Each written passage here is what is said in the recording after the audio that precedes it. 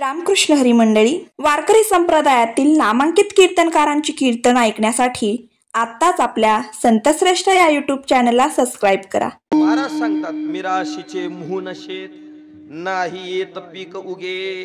बाप दादाची जमीन झाली म्हणून उगव पिकते का हो?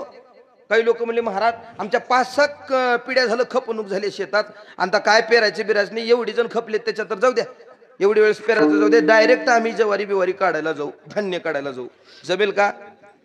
त्या लोकांना विचारलं कशासाठी? अहो एवढ्यांनी कष्ट केलेत ना, मिळेल की आम्हाला त्याच्यातून? नाही, एवढ्याने जरी कष्ट केले असतील तुलाही करावं लागतील. बरोबर आहे ना? प्रयत्नानं प्राप्त होतच.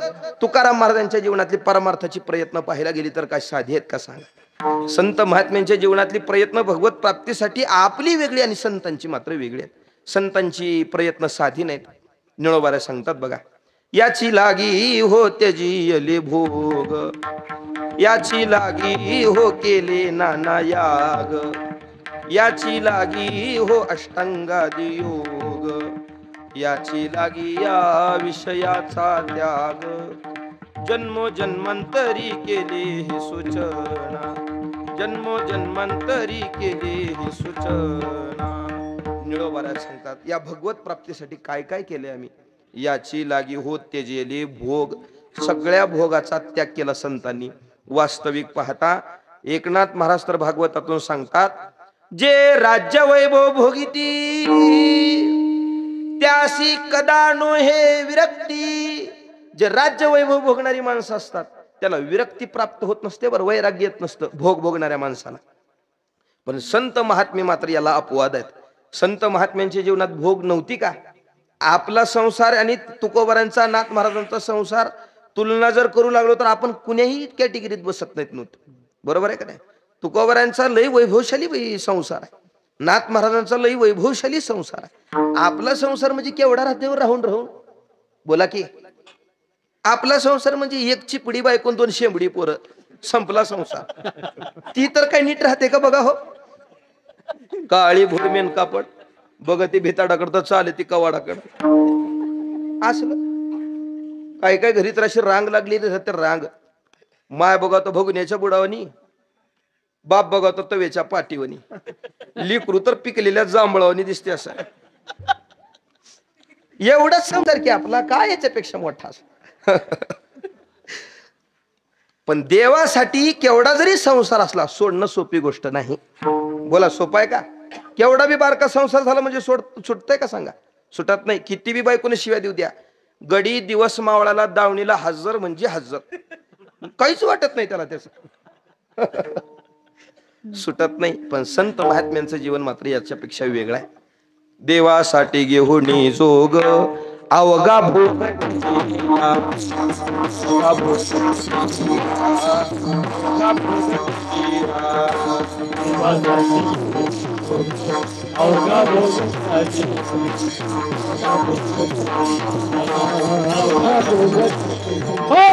देवासाठी घेऊन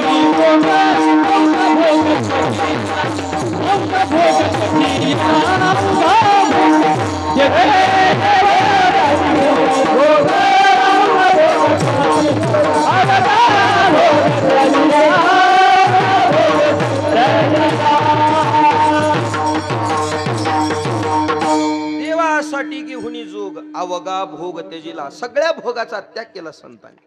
मी कशासाठी बोलतो हे मात्र ध्यान ठेवा. याची लागी हो त्यजेले भोग, भोगाचा त्याग केला संतांनी. याची लागी हो केले नाना याग, यागही करून पाहिले, अष्टांगादी योग करून पाहिले संतांनी.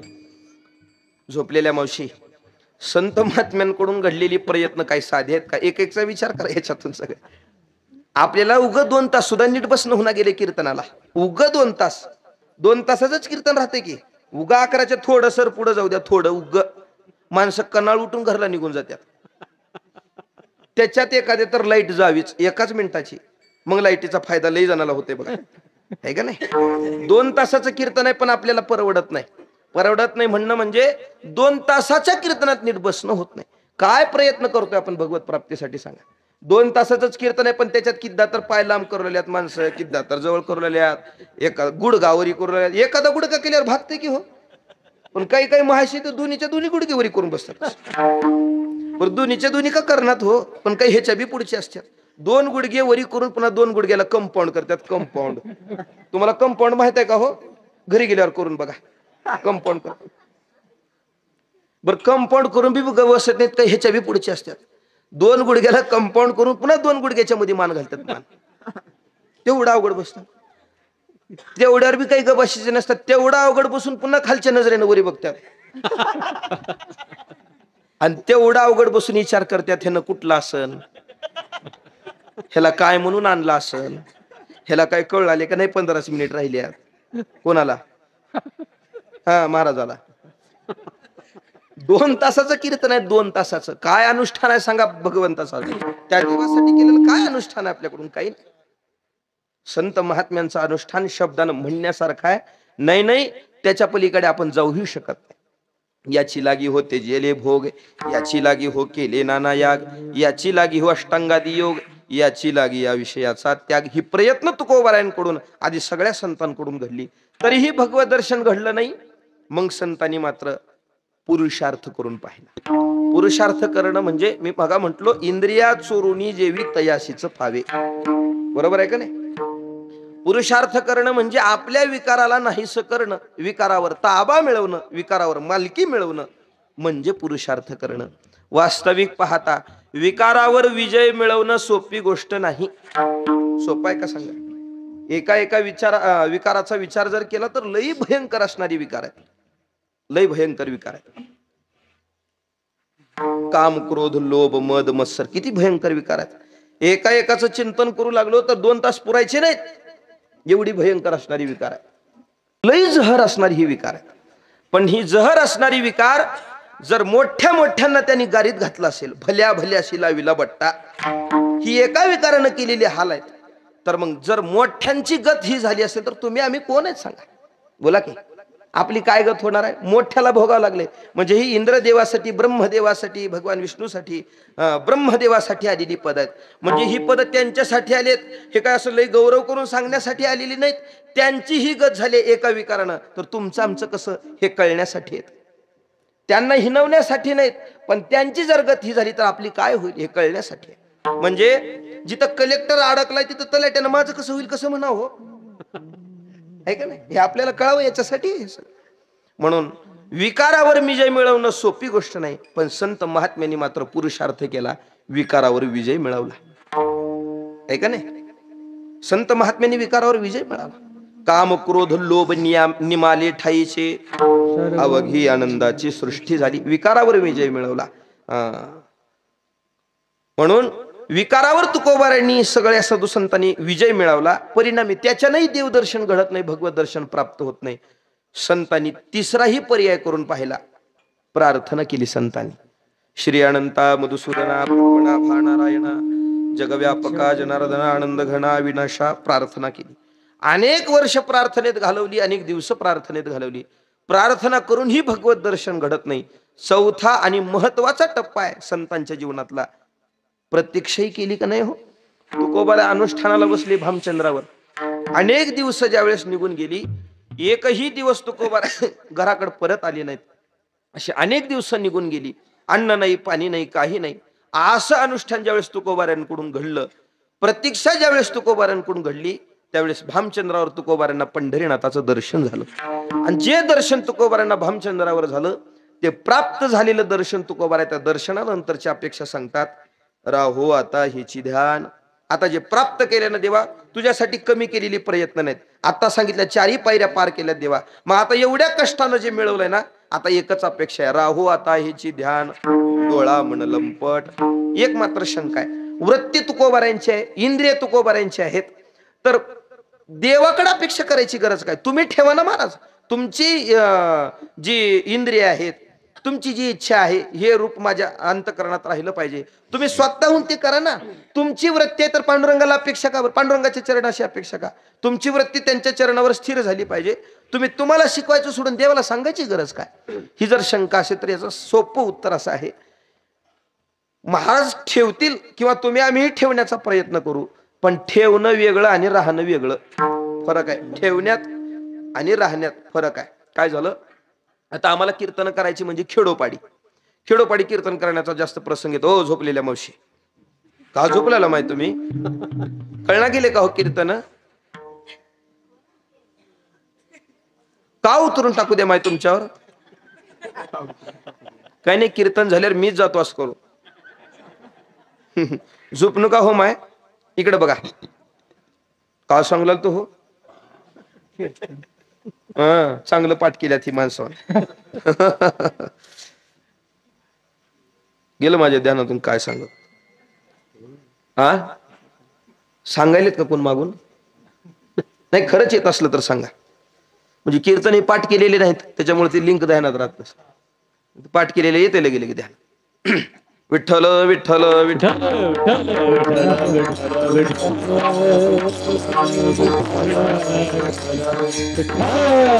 खेडोपाडी कीर्तन करायची ज्यावेळेस आमच्यावर जास्त पाळी येते.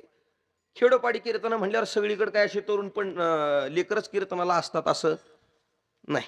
आणि ही लेकरं एखाद्या गावात आणायची म्हणणंही सोपी गोष्ट राहिली नाही. 20,000 25,000 30,000 40,000 खर्च येतो लेकरांना आणायचा. म्हणजे तुमच्या गावचं सद्भाग्य ते फुकट मिळाले तुम्हाला सगळं. म्हणण्याचा आशय वेगळा आहे, तुम्हाला कळाला तर बरा होईल.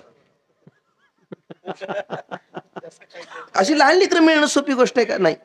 मग खेडोपाडी कीर्तन म्हणल्यावर जास्तीत जास्त डीपी गेलेले, फ्युजा उडालेली आहे का नाही, डायनामा गेलेली माणसं, जास्त कीर्तनाचा प्रसंग असा. एका गावात सगळी म्हातारी माणसं कीर्तनाला, पण त्या गावात मात्र एकच तरुण बाळ पोरग टाळ घेऊन कीर्तनाला थांबलं होतं आणि मस्त टाळ वाजवत होत. 18-19 वर्षाचा असेल, छान टाळ वाजवत होत. आणि मला कौतुक वाटायचं, एवढं गाव सगळी म्हातारी माणसं कीर्तनाला, एवढ्यात एकच पोरग ती तरुण असं थांबले. आनंद वाटायचा, एवढ्या गावात एकच निघाले. काही वाटत नाही, त्याला लाज नाही, काही नाही, असं लाजत नाही कशालाही, काही नाही, अगदी आनंदाने भजन करत थांबलेलं. मला आवडलं ती. आणि कीर्तन झालं. कीर्तन झाल्यावर मग मी बसलो. कीर्तनाला बसल्यानंतर ते पोरग दर्शनाला आलं. त्याच्या पाठीमागे त्याचा बाप आला आणि बापाच्या लक्षात आलं होतं की कीर्तनात मी त्याच्याकडे पाहून आनंदित होत होतो. बाप आला आणि बाप जवळ मला म्हणला, महाराज काय आपलाय? माझा आहे ती माझा. मी बर, चांगली गोष्ट आहे. एवढ्या गावामध्ये एकही तरुण पोरग नाही आणि तुमचं पोरग टाळ घेऊन थांबते, आनंदाची गोष्ट आहे. काहीतरी सत्पुण्य केलं असेल तुम्ही आणि त्याची फलश्रुती मिळाली. बापानं ते ऐकलं आणि बाप म्हणला, जाऊ द्या, काय सांगायचं नाही आता पुढचं. मी काय झालं? अहो एवढं चांगलं पोरग आहे पुन्हा असं का म्हणता? त्या बापानं सांगितलं, महाराज पोरग छान टाळ वाजवते, याच्यात माझं काही म्हणणं नाही, पण माझी अपेक्षा अशी होती माझ्या पोरानं तुमच्यासारखं कीर्तन करावं. मग मी म्हणलं, अडलं कुठं? अडलं काय? अडचण कुठं आली? ते म्हणले, महाराज माझ्या पोरानं तुमच्यासारखं कीर्तन करावं म्हणून मी याला आळंदीला नेऊन ठेवलं. मग अहो याला आळंदीला नेऊन मी ठेवलं, पण हे राहिलं नाही ना. माझा सांगायचा दृष्टांत संपलाय. फक्त कशासाठी सांगितलंय ध्यानात आलं तर बरं होईल तुमचं. ठेवणं वेगळं आणि राहणं वेगळं. तुकाराम महाराज म्हणले, माझी वृत्ती आहे ठेवण्याचा प्रयत्न करणं, आमच्याकडून तर घडलेली आहेत, पण हे राहावं मात्र ही अपेक्षा आहे. म्हणून देवाच्या चरणी अपेक्षा तुकोबारा करतात, राहू आता हेची ध्यान. काय राहावं मग कशा पद्धतीनं? ते पंढरीनाथाचं अंतकरणामध्ये स्वरूप राहावं. तर 2 इंद्रियाला तुकोबारीने सांगितलं, डोळा मनलंपट. एक डोळे लंपट झाली पाहिजे आणि दुसरं मात्र मन लंपट झालं पाहिजे. 2 इंद्रियाला तुकोबारीने का सांगितलं? एक ज्ञानेंद्रिय आणि एक कर्म इंद्रिय. बरोबर आहे ना? तुकोबारा डोळ्याला सांगतात लंपट झालं पाहिजे. पंढरीनाथा तुझ्या चरणाशी लंपट झालं पाहिजे. डोळ्याला म्हणण्याचं कारण असं आहे, माणसाच्या जीवनात पापाला सुरुवात आणि पुण्याला सुरुवात जर खरी कुठून होत असेल तर ती सुरुवात होते डोळ्यापासून. बरोबर आहे ना? तुम्ही उगव होय तर म्हणा हो, डोळ्यापासून होत असते का नाही? काही करा. सोपं सांगतो तुम्हाला कळण्यासाठी. एक फिरस्ती माणूस असा रस्त्याने निघाला, वाट सुरू होता. रस्त्यानं चालल्यानंतर त्याच्या डोळ्याला आंबराई दिसली. उन्हाळ्याची दिवस आंबराई दिसली, मस्त पिकलेली पिवळे पिवळे झालेली आंबे दिसली त्याला. आंबराईतले आंबे एका वाट सुरूला दिसली. कशाला? डोळ्याला दिसली. डोळ्याला आंबा दिसला म्हणजे डोळ्याला तिथे जाता येईल का? मग जावं कोणाला लागलं? पायाला. डोळ्याला दिसली मात्र जावं लागलं पायाला. पाय आंब्याच्या झाडापर्यंत गेली, पण पायानं आंबा पाडता येईल का? पाडला कोणी? हातानं. असा धोंडा घेतला, 2-4 हाणले दोंडे, मग आंबा पाडला. आंबा हातानं पाडला आंबा हातानं पाडलं हे खरं आहे, पण आंब्याला हाताला आंबा खाता आला का? हाताने आंबा खाता येईल, पण हाताला आंबा खाता येईल का? येत नाही. खाल्लं कोणी? तोंडाने. तोंडाला आंबा खाता येईल, पण चव घेता येईल का? बोला हो पटपट. आंबा तोंडाला खाता येतो, पण चव घेता येते का? चव कुणी घेतली मग? जिभेला. जिभेला चव घेता येईल, पण जिभेला जवळ ठेवता येईल का? साठवता येईल का? साठवलं कुणी? पोटानं साठवलं ना. ही सगळी क्रिया घडेपर्यंत आंबराईच्या मालकानं बघितलं, आणि आंबराईच्या मालकानं अशी काठी हातात घेतली आणि दबक्या पावलानं आला. का बरं हसले तुम्ही? दबक्या पावलानं म्हणल्यावर का? बर. अशी काठी घेतली आणि मग हळूहळू चालत आला, आणि जो आंबा असा मस्त रंगात येऊन खात होता का नाही माणूस, त्यानं मारायला चालू केली. मारलं कुठं असेल हो? पाटीतच की. बरोबर आहे ना? मला सांगा, ह्याच्यात पाठ कुठं तर आहे का? पाटीचं काहीतरी घेणं देणं आहे का? पाटीनं काय डोळा बघितलाय का? पाट तिथपर्यंत गेली का? पाटीनं आंबा पाडलाय का? पाटीनं आंबा खाल्लाय का? पाटीला चव मिळाली का? पाटीला ठेवता आलंय? बोला हो. कुठं तरी पाटीचं काही घेणं देणं आहे का? नाही. पण याचा सिद्धांत मात्र गरजेचा आहे. पाटीनं मार खाल्ला, पण पाणी कुठून आलं असेल? डोळ्यातूनच यावं लागलं का नाही? काय कारण आहे? डोळ्यापासून सुरुवात आहे. म्हणून आपल्या केलेल्या कर्माची फलश्रुती प्राप्त करून घ्यायचं असेल, किंवा पुण्य मिळवायचं असेल म्हणा, किंवा पाप घडत असेल, सुरुवात डोळ्यापासून आहे. आणि या डोळ्यानं विकार मिळवण्यापेक्षा, या डोळ्यानं विषय मिळवण्यापेक्षा ही डोळे तुझ्या चरणाशी संलग्न झाले पाहिजेत. तुकाराम महाराज म्हणून डोळ्याला आधी प्रार्थना करतात की देवा, ही डोळे तुझ्या चरणाशी लंपट झाले पाहिजेत. डोळा लंपट, बर अजून एक उरलं, मन लंपट. मनही लंपट झालं पाहिजे. वास्तविक पाहता इंद्रिय माणसं काही प्रयत्न करून शरीराला कीर्तनाला भजनाला आणू शकतात, पण एक इंद्रिय माणसाचा असा आहे, कीर्तनाला आणून सुद्धा आणल्यासारखं राहू देत नाही, ते म्हणजे मन. आता आम्ही सगळी कीर्तनाला आलेले आहोत, पण जेवढी माणसं कीर्तनाला बसलेली दिसली, ती सगळीच माणसं कीर्तनाला असतातच असं? कोण धाराशिवलाच गेले, तर कोण लातूरलाच गेले, कोण औषधालाच गेले, तर कोण घरी जाऊन झोपलंयच. कोण?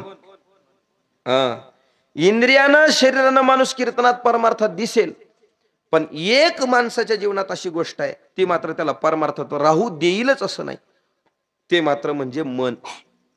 मनाचा स्वभाव असा आहे, एक पळभर सुद्धा एका जागेवर स्थिर नाही. मन हे चपळ न राहे निश्चळ, घडी एके पळ स्थिर नाही. मनाचा हा विकार आहे, एक पळभर सुद्धा एका जागेवर स्थिर राहत नाही. हा विकार तुकोबारांनी जाणला, आणि तुकाराम महाराज म्हणले म्हणून मन लंपट. ठीक आहे, मन लंपट झालं पाहिजे. लक्षात आलं महाराज? तुम्ही एवढंच केलं म्हणजे परमार्थातलं तुमचं काही करणं संपलं का? तुकाराम महाराज म्हणले संपलं नाही. ही अपेक्षा तर माझ्या जीवनातली आहेच, पण एवढ्यावर माझ्या परमार्थाची वाटचाल थांबेल असं नाही. मी अजून काय करेन? तुकाराम महाराज अभंगाच्या दुसऱ्या कोंडू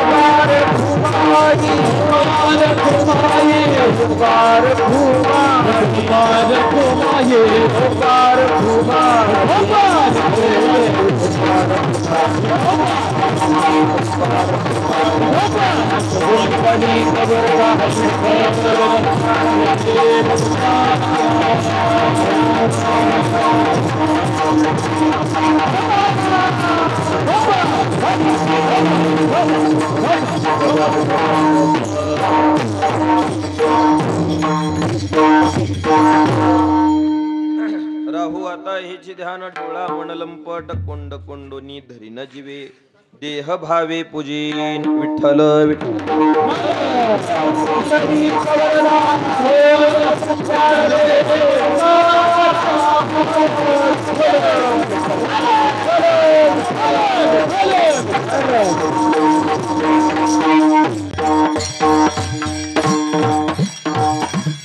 महाराज म्हणतात की मी एवढं करूनच थांबेल असं नाही. मग कोंड कोंडोनी धरी न जीवे देह भावे पूजीन. कोंड कोंडोनी धरी न जीवे म्हणजे नेमकं काय तर आयुष्य जेवढं प्राप्त झाले, जेवढी क्षण माझ्या हातात आहेत ना, मरेपर्यंतचा क्षण सुद्धा असा आवळून धरेन आणि मिळालेला जो क्षण आवळून धरण्यासारखा असतो ना, तो सुद्धा पंढरीनाथाच्या चरणाशी समर्पित करेन. एवढी पंढरीनाथाची सेवा करेन. पूर्णा होती जीव पूर्णा होती जीव पूर्णा होती जीव पूर्णा होती जीव भाव भाव जाहोती मोक्ता फळे जाहोती मोक्ता फळे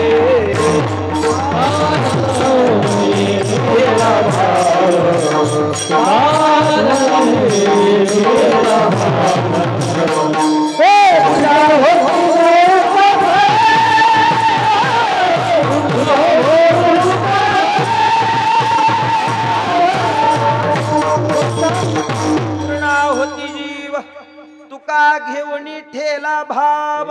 तुकोबारा सांगतात की जेवढं काही आयुष्य, जेवढी काही क्षण प्राप्त झालेली असतील ती सगळी क्षण तुझ्या चरणाशी समर्पित करेन, अशी मी भक्ती करेन. कोंड कोंडोनी धरी न जीवे देह भावे पूजीन. देह भावे पूजीन म्हणजे हे शरीर सुद्धा तुझ्या चरणाशी समर्पित करेन. शरीरानं सुद्धा पंढरीनाथाचं होईल. तो कांतू हो नि स्वानंदे स्वरूपी चिरमसी. ज्ञानोबा म्हणतात सगळं प्राप्त झालेलं जीवन अगदी त्याच्या चरणावर पोहोचलं म्हणजे संपलं. म्हणून हे शरीर सुद्धा त्याच्या चरणाशी आम्ही संलग्न करू असं तुकोबारा सांगतात. किंवा सगळ्यांच्या पाठांतरातलं एक प्रमाण आहे बघा.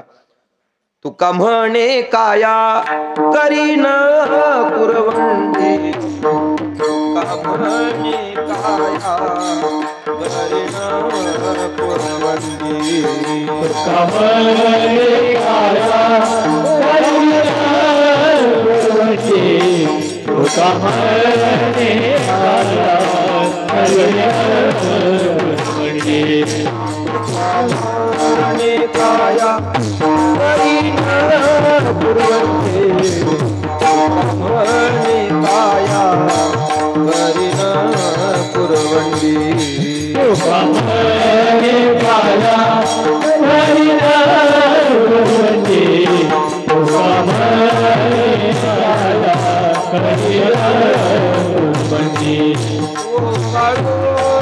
साठी मस्तक हे ओ वाळूनी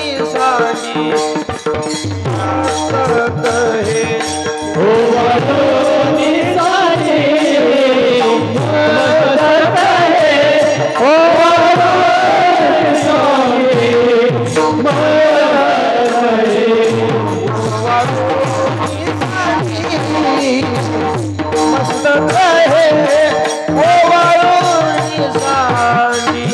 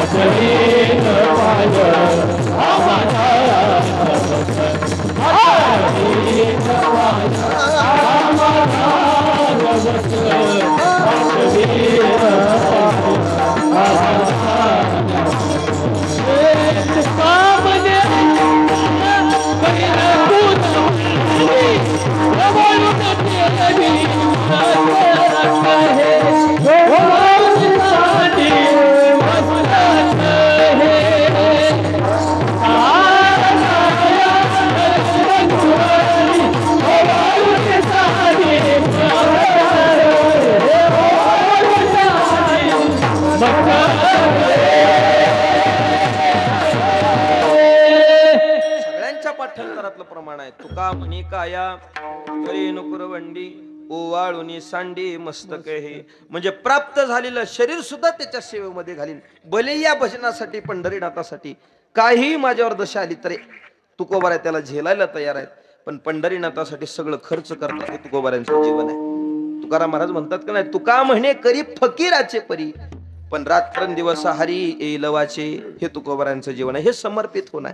बर, अशी मी सेवा करेन.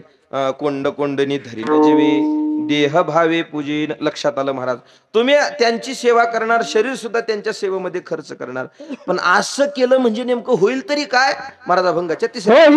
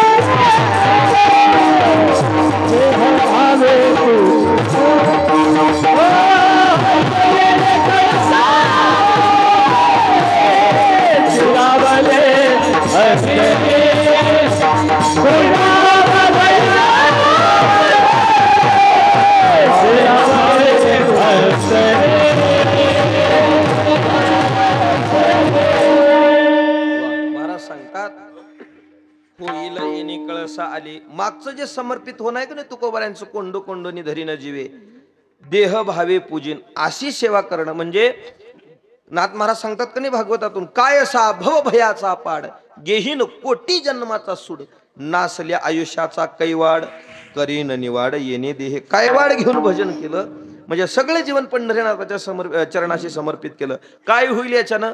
महाराज म्हणले होईल येणे कळसा आले. कळसा आले नाम पूर्णत्व प्राप्त होणार.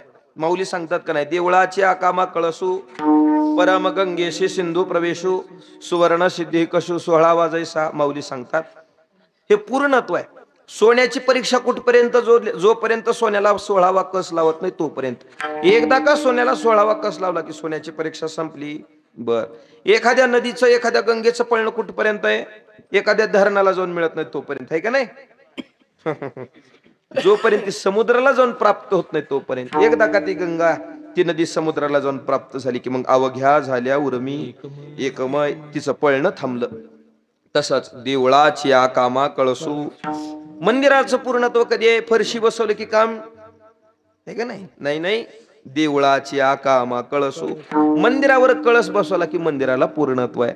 तसं अशी भक्ती करणं म्हणजे माझ्या जीवनाला, माझ्या परमार्थाला पूर्णत्व प्राप्त होणार आहे. होईल येणे कळसा आले स्थिरावले अंतरी.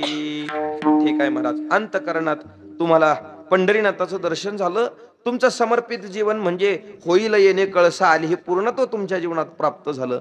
असं झाल्यानंतर जी मूर्ती अंतकरणामध्ये तुमच्या ठसावलेली आहे, राहिलेली आहे, स्थिरावलेली आहे, तदनंतर तुमची नेमकी अपेक्षा तरी काय असणार? महाराज अभंगाच्या तुका म्हणे बोलणी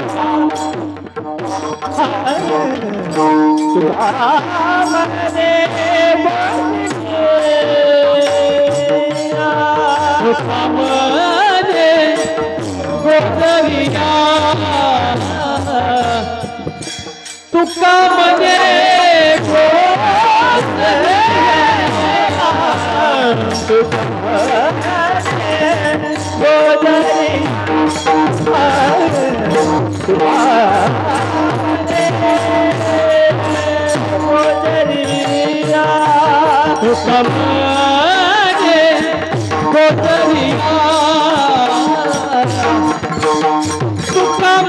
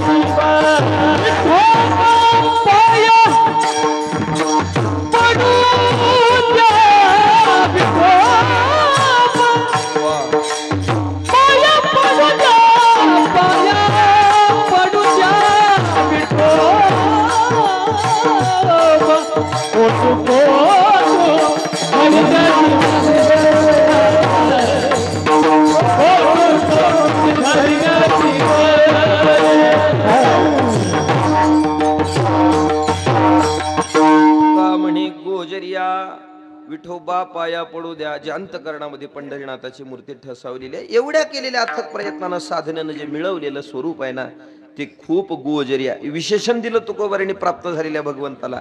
जे दर्शन मिळालं तुकोबारांना, महाराज म्हणतात गोजरिया, हे मिळालेलं दर्शन गोजरिया.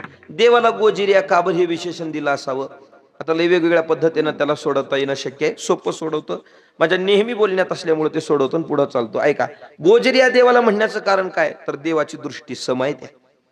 इथं कोणाचाही तिरस्कार केला जात नाही, प्रत्येकाचा जिथं स्वीकार केला जातो ते म्हणजे आपले देव आहेत, आहे का नाही? इथं तिरस्कार नाही, लांबून दर्शन नाही. जो कलेक्टर आला तरी त्याला तोच अधिकार, आणि साध्यातला साधा वारकरी गेला तरी त्याला तोच अधिकार, असा सम असणारा देव आहे. येथे नाही झाली कोणाची निराश, आल्या या चक्कास कृपेविषयी, हा आमचा देव असल्यामुळं. सोपं सांगू तुम्हाला, इथं कशाचं घेणं देणं पाहिलं जात नाही बघा, काही पाहत नाही तिथं. व्याधस्याचरम ध्रुवसे च वयो विद्या गजेंद्रस्य का ज्यातिर्विदुरस्य यादव पदे रुग्रस किं पौरुषम कुब्जाया किम नाम रूपमधिकम तत्सुदाम्नो धनम भक्त्या तुष्यति केवलम चन्न च गुणैर भक्ती प्रियो ही माधवा. काय पाहिलं जातं सांगा या देवा पुढं. आता 7 जणांची यादी आहे. व्याधस्य आचरणम, व्याधाचं असं आचरण कोणतं चांगलं आहे का जे आचरण देवानी पाहिलं आचरण बघून त्याला मिळाला. असं काही आचरण आहे का व्याधाचं? बोलावं पटपट. झालं माझं कीर्तन. व्याधस्य आचरणम नाही, आचरण नाही पण देव प्राप्त झाला. व्याधस्य आचरणम ध्रुवस्य च वयो, ध्रुवाचं असं किती वय त्यानं लई परमार्थात घालवले होतं, एवढ्या वर्षाचा याचा परमार्थ आहे म्हणून देव त्याला प्राप्त झाला. असा परमार्थ नाही त्याचा लई दिवसाचा, पण तरी देव प्राप्त झाला. ध्रुवस्य च वयो विद्या गजेंद्रस्य का, गजेंद्राकडे अशी कोणती विद्या होती, हा विद्या तेवढा पारंगत आहे म्हणून देव त्याला प्राप्त झाला. अशी गजेंद्राकडे विद्याही नाही पण तरी देव त्याला मिळाला. विद्या गजेंद्रस्य का, का ज्यातिर्विदुरस्य, विदुराची अशी कोणती जाती होती, हा उंच जातीत जन्माला आलाय म्हणून देव त्याला मिळाला. माय एका वर्णात आणि बाप एका वर्णात. आजही असं घडलं तर माणसं म्हणतात विदुर आहे तो, आहे का नाही? हे असून सुद्धा देव प्राप्त झाला का नाही त्याला. विद्या गजेंद्रस्य काका ज्यातिर्विदुरस्य यादवपते रुद्रस्य किं पौरुषम, उग्रसेनाचं असं कोणतं पुरुषत्व होतं जे पुरुषत्व यानं गाजवलंय म्हणून देव त्याला मिळाला. काय पुरुषत्व आहे सांगा? स्वतःच्या पोरानं त्यांना जेलमध्ये टाकावं हे पुरुषत्व त्यांचं, पण तरी देव मिळाला. बरं, कुब्जाया किम नाम रूपम अधिकम, 6वं उदाहरण आहे. कुब्जेचं असं कोणतं सुंदर रूप होतं, सुंदर रूपाला देव भाळला आणि देव त्यांना मिळाला. असं सुंदर रूपही नाही. बरं, तत्सुदाम्नो धनम, शेवटचं उत्तर आहे तत्सुदाम्नो धनम. सुदामानं असं कोणतं धन देवाला देवाच्या पदरात टाकलं जे धन सुदामानं देवाला दिलंय म्हणून देव त्यांना मिळाला. असं धनही सुदामानं त्यांच्या काही पदरात टाकलं नाही पण तरी देव मिळाला. याचं उत्तर एकच आहे, भक्त्या तुष्यति केवलम चन्न च गुणैर. देव दुसऱ्या गुणाला पाहत नाही पण भक्ती प्रियो ही माधवा, देव फक्त भक्ती पाहतो आणि त्यांना प्राप्त होतो. म्हणून तुका म्हणे गोजरिया, हे गोजरिया प्राप्त झालं. आणि तदनंतर मग विठोबा पाया पडू द्या, जे गोजरिया स्वरूप एवढ्या साधनेनं मिळवलंय, माझी साधना संपेल असं नाही, पुन्हा पुन्हा त्या चरणाशी माझं नतमस्तक आहे. विठोबा पाया पडू द्या, कोंडो कोंडोनी धरीन जीवे, देह भावे पूजेन झालेली सेवा. तुम्हा सकळ मायबापांच्या चरणी समर्पित करत असताना एक 15-16 मिनिट माझ्याकडून उशीर झालाय. उदार अंतकरणानं आपण सगळ्यांनी मला माफ करावं एवढी अपेक्षा आहे. उपस्थित सगळी गुणीजन मंडळी, वारकरी मंडळी, आज सप्त्याचा पहिला दिवस आहे. पहिल्याच दिवशी लय उशीर केल्यावर पुन्हा 7 दिवस जड जातात. कारण माणसं म्हणतात लय लांबू लागल्यात का कवर बी राहू द्या जायचं, असं होऊ नये म्हणून लय लांबवण्यापेक्षा आकळलेलं बरं. उशिरा सुरू झाले पण अगदी व्यवस्थित मी टायमात सोडलेला आहे. उपस्थित सगळी गुणीजन मंडळी, महाराज मंडळी, वारकरी मंडळी, निष्ठेची भजनी मंडळी, आपण सगळेजण इथं उपस्थित आहात. वैकुंठवासी कोकणी बुवांच्या चरणाशी ही सेवा समर्पित करतो ज्यांच्या माध्यमातून इथं येणं घडतंय. श्री हरिभक्ती पारायण योगेश बाप्पा ही इथं उपस्थित आहेत. आज 2 चॅनल इथं उपस्थित आहेत. हे कीर्तन प्रसार करण्यासाठी एक संत श्रेष्ठ, बरोबर ना, हे पाटलांचं चॅनल 7 दिवस आपल्याला लाभलेलं आहे. ते सर्व आहेत त्या चॅनलचे. आणि नामदेव महाराज उगिले नामाचा गजर, महाराष्ट्रातलं एक वैभवशाली असणारं हे चॅनल आहे, ज्या चॅनलवर वायफट कीर्तन सहजासहजी ऐकायला मिळत नाही, असं नियमानं चालणारं चॅनल हे त्यांचं आहे. तेही इथं उपस्थित आहेत. आधी सगळी गुणीजन मंडळी आपण सगळेजण इथं उपस्थित आहात. पुनश्च एकदा झालेली सेवा पंढरीनाथाच्या चरणी, मारुतीरायांच्या चरणी, कोकणी बुवांच्या चरणी समर्पित करून सेवेला पूर्णविराम. ज्ञानेश्वर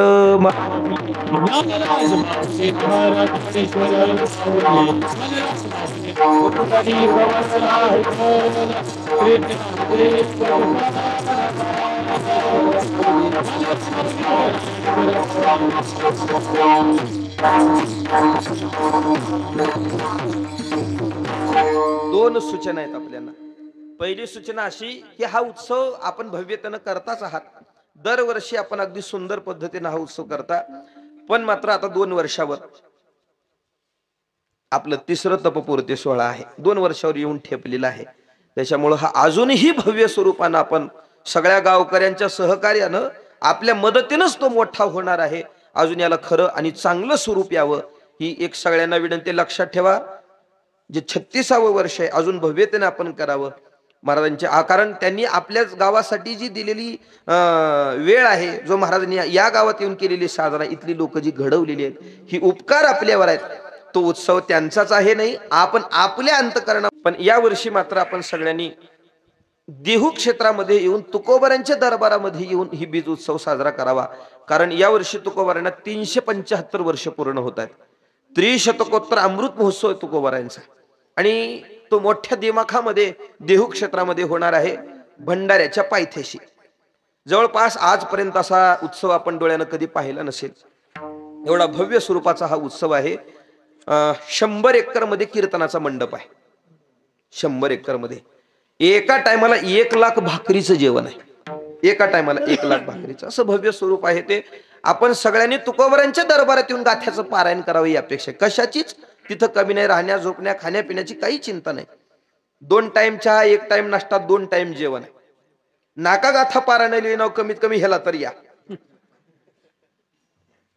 महाराजांच्या दरबारात एवढी वर्ष आपण दरवर्षी आपण आपल्या ठिकाणी थांबून आपण कार्यक्रम करतो, पण एवढं वर्ष मात्र तुकोबारांसाठी द्यावं ही मात्र एक सगळ्यांना विनंती आहे. आपण सगळ्यांनी तिथे येऊन तुकोबारांच्या चरणाशी आपली सेवा द्यावी एवढी अपेक्षा करतो आणि मी या ठिकाणी थांबतो. एकदा सगळ्यांनी तुकोबारांचं प्रेमानं आवडीनं भजन करा. तुकाराम तुकाराम